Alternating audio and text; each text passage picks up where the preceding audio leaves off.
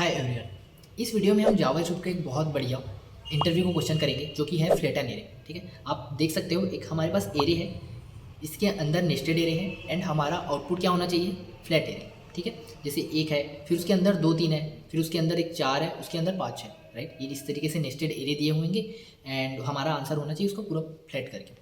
ठीक है, इसमें हम कुछ कुछ चीज़ें सीखेंगे, मतलब हमें पता होना चाहिए, लाइक रिकर्जन हो गया, एरे का कॉन्सेप्ट हो गया। ओके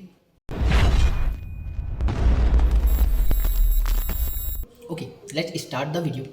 ठीक है, हमारे पास एरे है, इसको मैं ड्राइंग में ले जाता हूँ। पहले हम इसका लॉजिक समझेंगे कि इसमें एक्चुअल में हमें करना क्या है, फिर उसके बाद कोड करेंगे, because logic is the most important. Right, पहले हमको लॉजिक ही समझना पड़े। तो देख लेते हैं क्या है क्वेश्चन, इसको कॉपी करते हैं।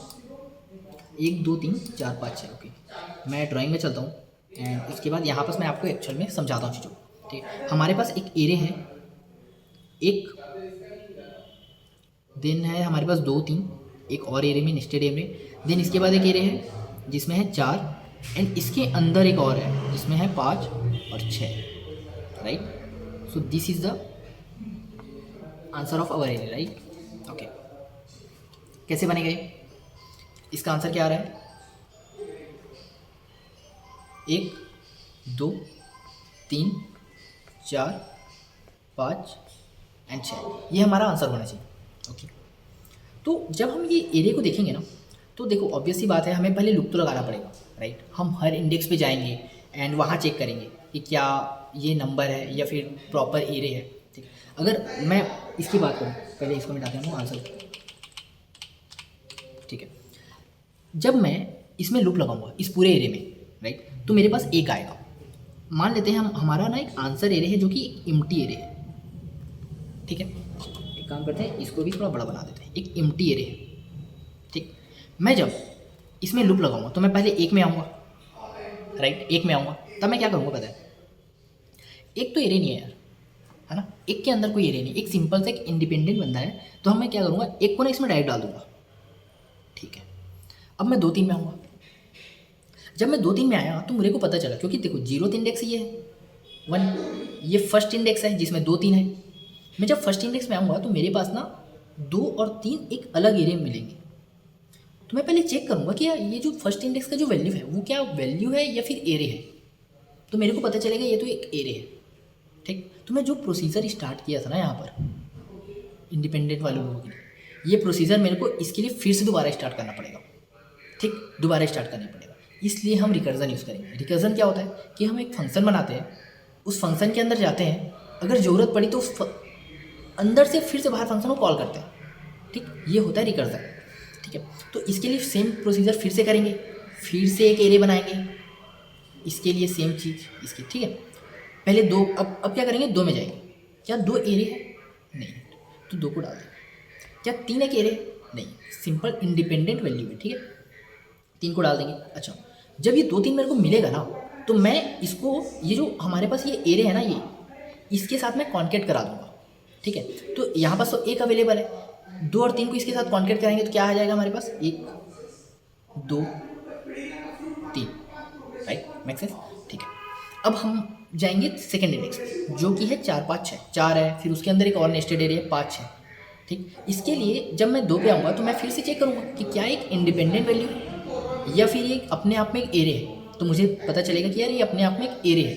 ठीक, ओके, तो मैं क्या करूँगा, फिर से यही प्रोसीजर स्टार्ट करूँगा जैसे मैंने 2 3 के लिए किया। बट यहाँ पर 2 3 के लिए तो एक स्टेप में हो गया था, लेकिन यहाँ 4 है, फिर उसके अंदर एक और नेस्टेड एरे है, इसलिए मुझे यहाँ 2 स्टेप फिर लगेगा। तो मैं करता हूँ, यहाँ पर लिखता हूँ 4 हो गया, फिर इसके अंदर 5 6 है। ठीक है, ओके, अब मैं इसके लिए भी मेरे को आंसर चाहिए। ठीक है, इसको थोड़ा सा बड़ा कर देते हैं और अच्छे से समझ आएगा। ठीक है, ओके, तो इसके लिए भी मेरा आंसर क्या होना चाहिए था, ये आंसर होना चाहिए था इतना बड़ा। 4 इंडिपेंडेंट है, ऑब्वियस सी बात है 4 इंडिपेंडेंट है। ठीक है, बट 5 6 तो इंडिपेंडेंट नहीं है। अब मैं 5 6 के लिए फिर आऊँगा। ठीक है, ये रिकर्सिवली कॉल होते जा रहा है, वो वाला जो भी हम फंक्शन बनाएंगे वो रिकर्सिवली कॉल होगा। ठीक है, 5 6 के लिए मैं फिर आऊँगा। 5 6 अपने आप में एरे तो नहीं है, सॉरी, मतलब अपने आप में एरे इंडिपेंडेंट वैल्यू नहीं है। ठीक है, तो इसके लिए फिर यही सीन होगा। अब मैं चेक करूँगा कि 5 क्या अपने आप में एरे? नहीं, 5 अपने आप में एरे नहीं है, तो ठीक है, ये इंडिपेंडेंट वैल्यू है तो इसको इसमें डाल देते हैं। 6 क्या एरे है? नहीं, तो इसलिए इसको इसमें डाल देते हैं। तो जब रिकर्सिवली कॉल हुआ तो ये जो रिटर्न करेगा उसको हम उसके प्रीवियस वाला जो हमारा एरे रहेगा ना उसके साथ कॉन्केट करा रहे हैं। तो जब 5 6 अपने प्रीवियस वाले 4 के साथ जाएगा कॉन्केट करने के लिए, तो यहाँ जब कॉन्केट होगा तो 4 5 6 बना, ठीक है, 4 5 6 बना। ऐसे ही 2 3 के साथ ये जाएगा तो ये बनेगा 2 3 4 5 6, ठीक है। ऐसे ही फिर वो 1 के साथ कॉन्केट होगा तो फिर फाइनली हमारा आंसर आ जाएगा 1 2 3 4 5 6, ठीक है। So this is the logic, ठीक। इसको आप एक बार और रिपीट कर लेना तो आपको और लॉजिक अच्छे से समझ आ जाएगा। इसको हम एक्चुअल में कोड करते हैं जावास्क्रिप्ट पे, ठीक है। ओके, सो मैंने क्वेश्चन लिख दिया है, इसको हम फाइनली अब कोड ही कर लेते हैं डायरेक्ट। क्या होगा, हमारे पास एरिया दिया हुआ है, हम एक फंक्शन बनाएंगे रिकर्सिव, जो रिकर्सिवली कॉल होगा, है ना। हम एक फंक्शन बनाएंगे, ठीक है। मान लो फंक्शन का नाम देते हैं कि flat the area, flat the area, ठीक है। This is our function, okay, ठीक है। अब इसको कॉल करते हैं। एक्चुअली हम क्या करते हैं, let new array equal to flat the array, इसमें एरर पास करते हैं, ठीक है। हम कंसोल करा देते हैं न्यू, ठीक है।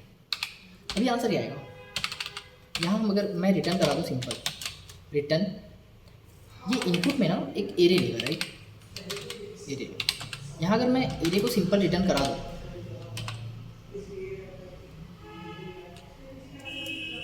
यहाँ मैं अगर सिंपल एरे को रिटर्न करा दूँ तो मेरे पास वही आंसर आएगा जो हमारा एरे होगा, राइट। 1 2 3 4 5 6 नेस्टेड है, ये हमारा क्वेश्चन है। इसी को हमें चेंज करके क्या करना है, 1 2 3 4 5 सो बनाते हैं। देखो इसके लिए मैंने बोला ना कि हम एक रिकर्सिव कॉल करेंगे फंक्शन को, जो हमने फंक्शन बनाया फ्लैट दिए, बट यहाँ पर भी हमें एक लॉजिक समझना है। क्या लॉजिक समझना है, देखो यहाँ पर ना हमें एक फंक्शन यूज़ करना पड़ेगा रिड्यूस। रिड्यूस करता क्या है, हमारे पास बहुत से एरिया आने वाले हैं अभी, जैसे हम जब भी रिकर्सिवली कॉल करेंगे तो हमारे पास बहुत से एरे चाहिए, बट हमें फाइनली क्या चाहिए, एक ही एरे चाहिए, राइट। देखो यहाँ एक आया, एक पूरा एरे था, इसके अंदर मल्टीपल एरे, बहुत सारे एरे आएंगे, बट एक ना फंक्शन होता है जावास्क्रिप्ट इनबिल्ट फंक्शन रिड्यूस, वो क्या करता है, वो ना फाइनली अगर आप उसको एक एरे दोगे ना, अगर आप 10 एरे दोगे तो हम उससे एक एरे बनाना चाहते हैं तो वो बना देगा, क्योंकि रिड्यूस फंक्शन का काम ही होता है। अगर मैं रिड्यूस फंक्शन आपको अलग से करके बताऊँ, जैसे अगर मेरे पास एरे है, जैसे न्यू एरे मान लेते हैं हम लोग, temp array is equal to 1 2 3 4 5 6 7 8 9 and finally 10। अगर मैं चाहता हूँ कि इनका सबका सम करूँ तो मैं क्या, मतलब हमारे पास देखो टेम्प एरे के अंदर बहुत से वैल्यू हैं, मुझे आउटपुट में केवल एक वैल्यू चाहिए जो होना चाहिए इसका सम, ठीक। क्या करूँगा, देखो क्या करूँगा, मैं क्या करूँगा, let answer equal to temp array dot reduce. Reduce function क्या करता है, ये ना एक कॉल बैक फंक्शन लेता है, ठीक है, कॉल बैक फंक्शन लेगा इसका, और ये कॉल बैक फंक्शन लेगा तो ये इनबिल्ट फंक्शन है, ठीक है। ये चीज़ें जावास्क्रिप्ट करनी है तो इसको हमें 3 पैरामीटर पास करने होते हैं, मतलब ये इंटरनेट 3 पैरामीटर ही एक्सेप्ट करता है। पहला क्या करता है, टोटल वैल्यू, पहला एक्सेप्ट करता है टोटल वैल्यू। मैं बताता हूँ टोटल वैल्यू क्या होगा। यहाँ पर स्टार्टिंग में क्या होगा, टोटल वैल्यू हमारे पास कुछ है ही नहीं अभी, तो स्टार्टिंग में क्या होगा, टोटल वैल्यू कुछ नहीं होगा, तो लिख देते हैं टोटल वैल्यू। कुछ भी लिख सकते हो आप, इसको ए नाम दे सकते हो, बी नाम दे सकते हो, नाम से फर्क नहीं पड़ेगा, वेरिएबल नाम कुछ भी करो, टेम्प वैल्यू। दूसरा क्या होगा, इनिशियल वैल्यू। इनिशियल वैल्यू क्या है, जब भी लूप लगता है, रिड्यूस भी पहले लूप ही लगाएगा, इंटरनली वो लूप लगाता है और हर इंडेक्स पे जाता है, हर इंडेक्स पे जाएगा। अच्छा, जब भी हर इंडेक्स पे जाएगा तो एक एक वैल्यू निकालेगा। तो जो इनिशियल है ना, पहले 1 आएगा, फिर 2 आएगा, फिर 3 आएगा, फिर 4 आएगा, फिर 5, ऐसा, राइट। तो इनिशियल है तो करंट वैल्यू भी बोल सकते हो। थर्ड जो होता है ना, ये पूरा का पूरा एरे होता है, बट इसका हमें ज़रूरत ही नहीं, हमें कोई लिखने की ज़रूरत नहीं, मतलब 3 पैरामीटर लेता है, ठीक है। तीसरा पैरामीटर में हमें ज़रूरत नहीं पड़ेगी, तो लिखने की ज़रूरत नहीं, ठीक है। रिड्यूस फंक्शन क्या करता है, रिड्यूस फंक्शन बोलता है कि यार एक बात बताओ, तुमको ना फाइनली एक आउटपुट चाहिए। मैं बोला हाँ भाई, एक फाइनली आउटपुट चाहिए, ठीक है। तो एक काम करो, तुम ना उसका ना एक इनिशियल बेस वैल्यू दे दो मेरे को, ताकि उसके साथ मैं काम कर सकूँ। तो ठीक है, तो मैं बोलता हूँ लो भाई, zero is the initial value, और उसको यूज़ करो आप। तो जब भाई उसको 0 देंगे ना इनिशियल वैल्यू, तो स्टार्टिंग में total is equal to initial, मतलब 0 लेगा वो, बेस वैल्यू जो हमने दिया ना 0, उसको ही वो टोटल के रूप में लेगा। इनिशियल में क्या आएगा, पूरा लूप में जो वैल्यू आ रहे हैं वो आते जाएगा। तो मैं इसे यहाँ से अगर रिटर्न भी करा दूँ ना, return total plus initial plus, तब मेरा काम हो जाएगा। देखो तो मैं इसका फाइनल आउटपुट बताता हूँ, console.log आर्स, ठीक है, इतना हम चला लेते हैं। तो control save and then undefined वो न्यू एरे वाला है, बिकॉज कुछ पास ही नहीं है ना, ठीक है। उसका नीचे देखो 55 आया हमारे पास। 1 से लेकर 10 तक को आप अगर ऐड करोगे, सब सम करोगे राइट, तो हमारे पास 55 आता है। तो आपको इससे ये मतलब मैं इसको आपको इसलिए समझा रहा हूँ कि अगर मेरे पास बहुत से वैल्यू है और उसमें से मेरे को केवल पूरा को ना यूज़ करके एक वैल्यू बनाना है, तो मैं रिड्यूस यूज़ करूँगा। एंड इसको हम कमेंट करते हैं, इसको हम कमेंट करते हैं। और मैं क्या चाहता हूँ इस क्वेश्चन में, अपने फ्लैट एरे क्वेश्चन में, कि मेरे पास बहुत से एरे अंदर में और मुझे एक एरे चाहिए फाइनल में राइट। तो इसलिए हम रिड्यूस फंक्शन यूज़ करेंगे। कैसे करेंगे देखो, कैसे करेंगे देखो, रिटर्न कराऊँ एरे डॉट रिड्यूस, ठीक ओके। ये क्या करता है, 3 चीज़ लेता है, एक तो फाइनल, तो एक टोटल ले लेते हैं, या फिर फाइनल बोल सकते हैं, बट ठीक है टोटल ही बोलते हैं। फिर उसके बाद इनिशियल बोलते हैं हम, इनिशियल राइट, दूसरा जो वैल्यू रहेगा। एंड उसके बाद जो भी पूरा एक का पूरा एरे रहता है, बट उसका ज़रूरत नहीं है हमारे पास, तो हम फिर लिखेंगे नहीं इसको अगेन। ओके देखो यहाँ पर से कैच, हमें क्या चाहिए, वहाँ पर हमें एक टोटल वैल्यू चाहिए था, फाइनल वैल्यू चाहिए था, तो हमने बेस वैल्यू 0 दिया था। ऐसे ही यहाँ पर हम बेस वैल्यू दे देते हैं एम्प्टी एरे इसी के साथ, ठीक है, एम्प्टी एरे दे दिए। अब हमारे पास जो टोटल होगा, जो टोटल होगा वो स्टार्टिंग में क्या होगा, एम्प्टी एरे। और हमने जब लॉजिक डिस्कस किया था तो हमने क्या सोचा था कि वो कॉन्केट करते जाएगा, रिकर्सिवली कॉल होगा एंड फाइनली कॉन्केट करके आंसर देते जाएगा राइट। तो सेम चीज़ यहाँ करेंगे। हमारे पास अभी टोटल क्या होगा, एम्प्टी एरे।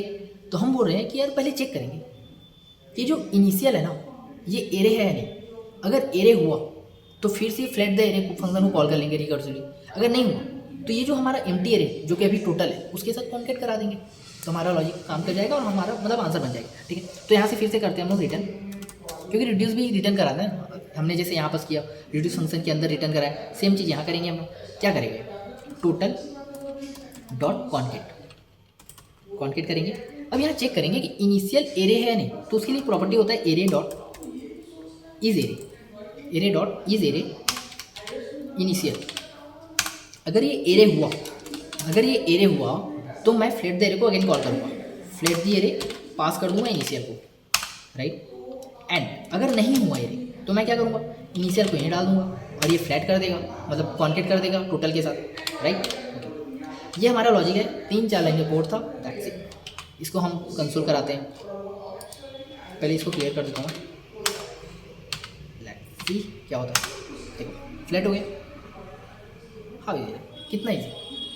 सो लॉजिक मेन था, हमने लॉजिक तो ऑलरेडी डिस्कस कर ही लिया कि क्या होगा, रिकर्सिव कॉल होगा। एंड उसके बाद हमने रिड्यूस फंक्शन के बारे में थोड़ा सा पढ़ा कि हाँ जो हम रिड्यूस फंक्शन यूज़ कर रहे हैं, दैट्स इट राइट। तो हमारा आंसर आ चुका है, that's perfect. And I hope आपको वीडियो अच्छा लगा हो। अगर थोड़ा सा लॉजिक का सीन होगा तो आप दोबारा एक बार रिपीट कर लीजिएगा वीडियो को। एंड आई होप कि आपको वीडियो अच्छा लगा होगा। एंड मिलते हैं नेक्स्ट वीडियो में इसी तरीके से और इंटरव्यू से रिलेटेड क्वेश्चन देखने के लिए आप वीडियो को लाइक कर दीजिए एंड चैनल को सब्सक्राइब कर दीजिए। Thank you.